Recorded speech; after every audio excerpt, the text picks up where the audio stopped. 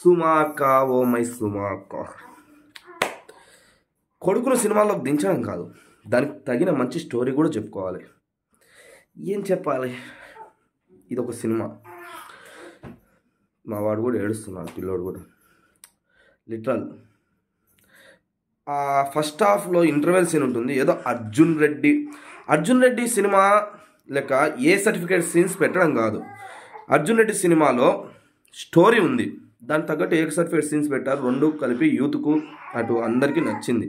కానీ ప్రతి ఒక్కరు ఈ నడమ ఎట్లా తయారయ్యారంటే అర్జున్ రెడ్డి లెక్క లిప్ పెట్టేస్తే సినిమా హిట్ అయిపోతుంది అనుకుంటున్నారు. అది కాదు ఇక్కడ important, story. When you have good story no one can stop you, అది గుర్తుపెట్టుకోవాలి.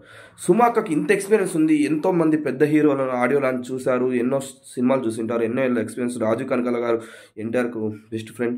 కానీ కొడుకును లాంచ్ చేయడంలో ఎక్కడో వెనుకబడ్డారు. ఎందుకంటారు? బబుల్ గమ్, ఇలా నోట్లు వేసుకున్న బబుల్ గమ్ని ఇలా స్క్రీన్ వరకు లాక్కొని వస్తే అదే సినిమా. దెర్ ఈజ్ నథింగ్, సాగదీసి పడేశారు. హీరోయిన్ యాక్టింగ్ అయితే కొత్తగా స్క్రీన్ మీదకి వచ్చిన వాళ్ళ లెక్క లేదు, బెస్ట్ యాక్టింగ్ ఇచ్చారు. కానీ అక్కడ యాక్టింగ్ ఎంతున్నా సరే స్కోప్ లేదు. నువ్వు ఎంత యాక్టింగ్ చేస్తున్నా స్టోరీ లేనప్పుడు ఏం చేస్తావు?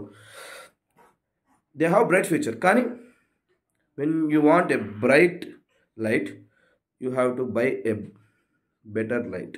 ఓకే, ఏంది బ్రో ఇట్లా చెప్తున్నావు? సినిమా చూసాకే పిచ్చి పట్టింది బ్రో. అనవసరంగా మా ఊర్లో సినిమా లేకుంటే 40 కిలోమీటర్స్ వెళ్ళి సినిమా చూసి వచ్చా. పైసల్ బొక్క.